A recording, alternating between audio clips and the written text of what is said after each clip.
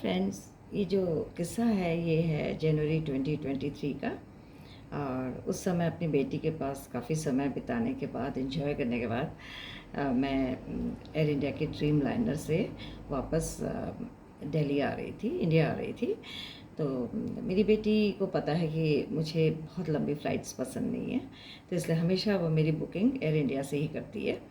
तो क्योंकि अभी तो जनवरी मतलब सॉरी 2022 से तो ये टाटा ने टेक ओवर किया है, तो थोड़ा फ़्लाइट ड्यूरेशन बढ़ गई है, 12 प्लस ही हो गई, कभी 12 थोड़ा सा ज़्यादा ही हो जाता है। लेकिन जब तक ये इंडियन गवर्नमेंट के पास थी तो उस समय सिर्फ 11 घंटे लगते थे, सिर्फ 11 आवर्स में हम Delhi to Sydney, Sydney to Delhi आते थे। 11 आवर्स का तो पता भी नहीं चलता है, और कुछ 4-5 घंटे तो खाते पीते ही बीत जाते हैं। फिर कुछ पिक्चर देख लो, फिर कुछ ऐसे टाइम पास तो करते हुए 11 आवर्स कुछ नहीं। और टाटा के कंपैरिजन में जब तो इंडियन गवर्नमेंट के पास था तो बहुत ही इंजॉयबल था, खाना बहुत अच्छा होता था। और जब 1 घंटे पहले फ़्लाइट लैंड होने से 1 घंटे पहले एक गिफ्ट हैम्पर भी मिलता था, एक बड़ा सा बॉक्स मिलता था जिसमें कुकीज़, ब्राउनीज़, बिस्किट्स और पता नहीं क्या क्या और भी कई चीज़ें होती थी। तो इंडिया से तो हम ले आते थे, लेकिन हाँ, ऑस्ट्रेलिया जाते समय हम छोड़ देते थे उसको प्लेन में ही, क्योंकि वहाँ तो अलाउड नहीं है। लेकिन बहुत ही अच्छा था, मतलब। और आप एक वाइन की बॉटल मांगे, आपको 2 मिलती थी। मेरे साथ तो ऐसे ही हुआ। वहाँ एयर होस्टेसेस भी बहुत अच्छी थी। पर अभी जब से मैंने ये नोट किया कि एक तो इनमें काफ़ी प्रॉब्लम बहुत बढ़ गई है, और साथ में ये कुछ सर्विस भी अच्छी नहीं है। एक जब बाद में, सबसे बाद में, वो पहले वो इतना अच्छा हैम्पर देते थे, और एक ठंडा सा डीप फ्रीज़र से जैसा निकला हुआ रोल दे देते हैं, पनीर रोल और चिकन रोल। इसका इतना ठंडा होता था कि पता ही नहीं चलता कि उसका टेस्ट है क्या, तो हम छोड़ देते हैं उसको। तो अभी भी मेरी बेटी बुला रही है मुझे अप्रैल में, तो again she will book air India for me. तो लेकिन इतनी एन्जॉयबल नहीं रह गई है। तो अभी जब मैं आ रही थी तो मेरी जो पैसेंजर थी, जो साथ में थी, जो मेरे साथ को पैसेंजर, वो एक लेडी थी, काफ़ी attractive, very smart. She was from Delhi, बड़े बिजनेस फैमिली से थी। उसका हस्बैंड बहुत काफ़ी बड़ा बिजनेस है उनका दिल्ली में।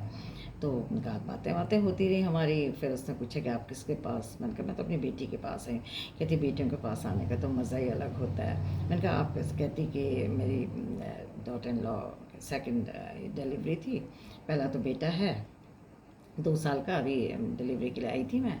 तो मेरे को लगा था कि सोचा था 3 महीने रह के जाऊंगी कम से कम, लेकिन पता चला कि उसने अपनी मम्मी को पहले ही बुला दिया सिंगापुर से। And they are from Singapore, so they speak इधर मलय और मैंडरिन। तो कह रही वो अपनी भाषा में बात करते रहते थे। जब मैं भी खड़ी बैठती थी उनके साथ तो मेरे समझ ही नहीं आता। मैं कहती थी आप लोग इंग्लिश में बात कीजिए। थोड़ा 2 मिनट बात करने के बाद फिर से मैंडरिन में आ जाते थे। फिर कह रही मेरा काम, वो तो अपनी बेटी के पास ही बैठी रहती थी, छोटी जो न्यू बॉर्न बेबी के साथ। और कह मैं किचन में स्लॉग करना, खाना बनाना, और चाहे डिश वॉशर है, चाहे वॉशिंग मशीन है, पर कपड़े तो डालने हैं, बर्तन तो उसमें डालने ही हैं। और कह रही मैं ग्लोरीफाइड मेड सर्वेंट बन गई थी वहाँ। मेरा काम सिर्फ और बड़े जो बेटा जो 2 साल का, उसका भी देखभाल मुझे ही करना, उसको नहलाना, उसको सब कुछ, उसका देखभाल। वो लोग कुछ नहीं करते थे। मेरा बेटा भी जब शाम को ऑफिस से आता था तो सीधे उन्हीं के कमरे में चला था, मेरे से पूछता भी नहीं था कि मम्मी आप कैसे हो। कह रही बहुत पिंच करता था, पर मजबूरी थी, किसी तरह से करते करते। कह रही मैंने 1.5 महीना काटा, फिर मैंने कहा कि मेरा टिकट कर दो, अब मैं वापस जा रही हूँ। तो कहते कि बेटे ने कहा कि ठीक है, हो गया था टिकट। फिर जब वो एयरपोर्ट में थे तो जा रहे थे, तो उसने कहा mummy you are not looking happy. तो उसने कहा कि मैं कैसे हैप्पी, मैं कैसे रह सकती हूँ, ये मेरे साथ तो जिस तरह से हुआ है वहाँ। तो खैर बेटा भी जानता था कि ऐसा है, लेकिन अब क्या कर सकता था वो।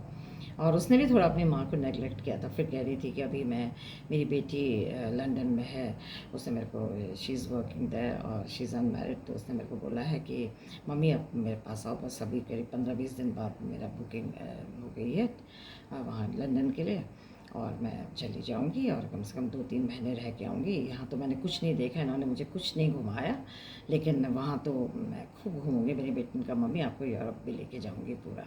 तो कह रही खूब एंजॉय करने वाली हूँ मैं। फिर बात करने लग गई कि फिर ऐसी बात चली, फिर कहने डिमोनेटाइजेशन में मेरे पास 16 लैक्स थे, घर के खर्च से बचा के मेरे अपने कुछ पैसे, कुछ रुपए जो कि लोग मतलब होते हैं कभी मिल जाते हैं कहीं से, अपने रिलेटिव्स दे देते हैं करते, और अपने घर के खर्चे से मेनली ये 16 लैक्स थे। पर जब डिमोनेटाइजेशन हुआ तो कह रही फिर वो सारे के सारे मेरे को हस्बैंड को देने पड़े, उसमें से कई कुछ डिपॉजिट नहीं हो पाए, तो कहीं मेरा बड़ा लॉस हुआ। तो बता रही थी कि इस तरह से अपनी छोटी छोटी बातें बताने लग गई, क्योंकि एक स्ट्रेंजर से आप अपने दिल का गुबार हल्का कर सकते हैं, क्योंकि ना वो मेरे को जानती ना मैं उसको जानती, फिर हम कभी भी नहीं मिलेंगे, मुझे अभी याद भी नहीं है ना उसकी शक्ल, शायद उसको मेरी शक्ल भी ना याद हो, नाम तो मतलब ही नहीं होता याद रहने का। तो इससे बेटर कि अपने रिलेटिव्स अपने फ्रेंड्स से कुछ बोलो, क्योंकि वो तो फिर इधर से उधर हो जाता है, वो पीछे हंसते हैं, फिर ऊपर से बातें भी बनाते हैं, तो इट्स बेटर कि एक स्ट्रेंजर से आप अपना हल्का कर दीजिए दिल। और वो बहुत खुश थी बात करके, बाद में जाते जाते हम लोगों ने खुश हुए, उसने भी अपना एड्रेस बोला था, मैंने भी वर्बली बोला, कोई रिटर्न तो दिया नहीं।